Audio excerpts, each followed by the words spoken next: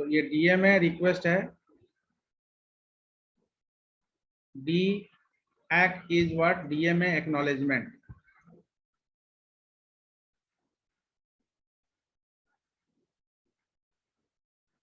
ठीक है ना। RQ स्टैंड्स फॉर रिक्वेस्ट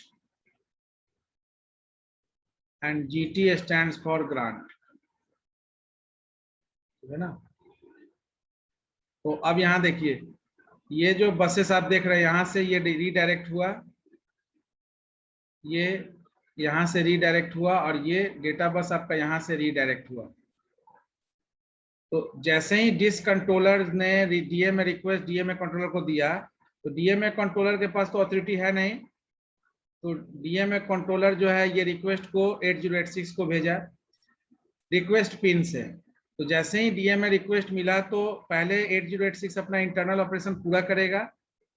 हो सकता है कि नीतू कुमारी से बस को डिमांड करेगा अगर राज वर्मा, और नीतू कुमारी का बस पहले से कहीं किसी इवेंट में इंगेज होगा, तो बोलेगी कि जिस दिन को आपको चाहिए तो अभी नहीं, सुबह में आपको मिल पाएगा क्योंकि रात में बस आएगी।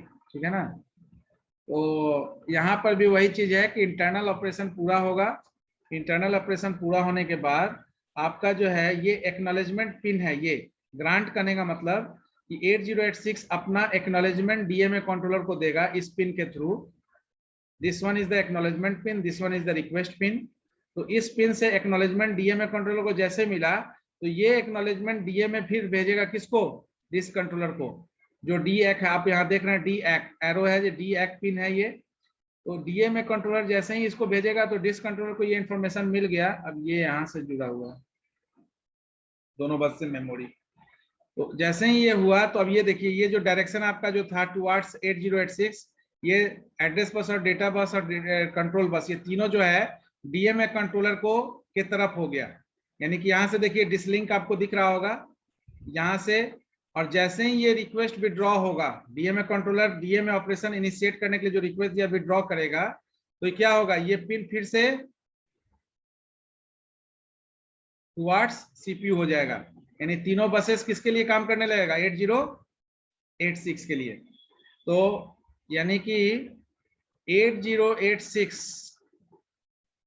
During DMA operation give control of the buses to the DMA controller for initiating DMA operation, ठीक है ना, in absence of CPU. So I think it is clear to you. Yes sir. तीसरा मोड जो आपका है कि DMA operation जो है, ये DMA ऑपरेशन के दौरान, यानी कि 3 डेटा ट्रांसफर मोड हम लोग डिस्कस किए, program input output, interrupt driven, और तीसरा आपका DMA आया। तो DMA के में क्या हुआ कि CPU थोड़ी देर के लिए पूरी कंट्रोल ही दे दिया DMA कंट्रोलर को कि आप direct memory access operation initiate करो। ठीक है ना, हमारा कोई इंटरवेंशन नहीं होगा, हमारा कोई इंटरफेरेंस नहीं होगा। यानी कि there is no interference of CPU whenever the DMA operation is initiated inside the computer system. Are you getting the point? Yes sir. Yes sir. इसको हम लोग को डिटेल में पढ़ना है, DMA कंट्रोलर भी पढ़ेंगे हम लोग, डिटेल में पढ़ेंगे, और इसमें DMA ऑपरेशन कैसे होता है इसको भी हम लोग पढ़ेंगे। ठीक है, और इस पूरे सेक्शन को डिटेल देखेंगे कि DMAC का क्या रोल है, डिस कंट्रोलर का क्या है, रिक्वेस्ट पिन का क्या काम है, GT पिन का काम क्या है। यहाँ पर जो रिक्वेस्ट है, यहाँ पर हम लोग डिस्कस करेंगे होल्ड और HLDA पिन। ये आपका मिनिमम मोड में ये नाम से जाना जाएगा, और इसी पिन का नाम RQ और GT जो है ये आपका मैक्सिमम ऑपरेटिंग मोड में जाना जाएगा।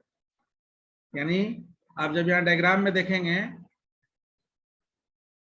तो डायग्राम में देखिए, यहाँ देखिए पिन नंबर 30 और 31, देखिए होल्ड है और HLDA है। तो ये होल्ड और HLDA आपका मिनिमम मोड में नेमिंग कन्वेंशन यूज होगा, और इसी का मैक्सिमम मोड में क्या है, RQ और GT। तो RQ is for request, GT is for grant. तो there is a request and grant pin. तो request and grant pin for hold request and request and grant pin for hold acknowledgement. तो hold acknowledgement के लिए भी request grant है और hold request के लिए भी रिक्वेस्ट और ग्रांट है। तो this is the maximum operating field, यानी मैक्सिमम ऑपरेटिंग मोड में नेमिंग कन्वेंशन यूज होगा और मिनिमम ऑपरेटिंग मोड में नेमिंग कन्वेंशन यूज होगा होल्ड और HLDA। ठीक है ना। तो हम लोग हाँ पिन नंबर 35 से 38 हम लोग डिस्कस किए थे। Then non maskable and interrupt request and next one is the clock. यानी इंटेल 8086 कितने तरह के क्लॉक स्पीड से आया, 3 तरह का। दैट इज 5 मेगाहर्ट्ज फ्रीक्वेंसी का, 8 मेगाहर्ट्ज और 10 मेगाहर्ट्ज। ये 3 फ्रीक्वेंसी का डिफरेंट वर्जन आया आपका 8086।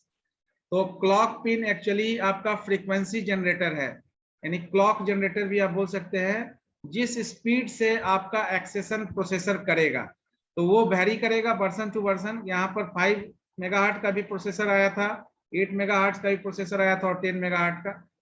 तो ये पिन नंबर 19 जो है वो क्लॉक के लिए होगा। पिन नंबर 40 जो है ये वोल्टेज यानी DC वोल्टेज सप्लायर है। तो आपका जो प्रोसेसर है उसको 5 वोल्ट DC वोल्टेज सप्लाई किया जाता है। तो this power supply pin provides +5 volt signal to the 8086 और इसमें ±10% वेरिएशन हो सकता है। ठीक है ना।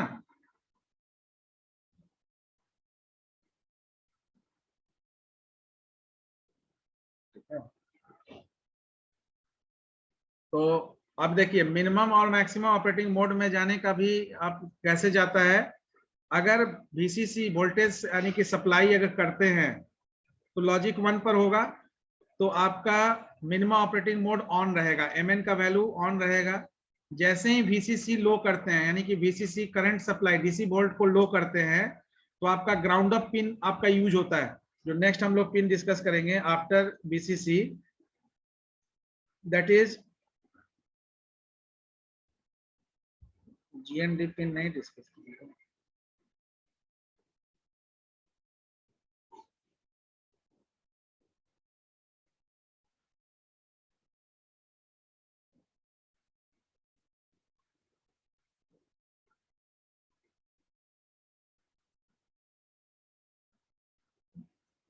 GND पिन इसके बाद डिस्कस किए।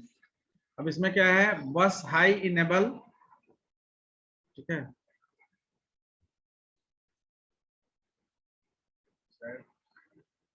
इसको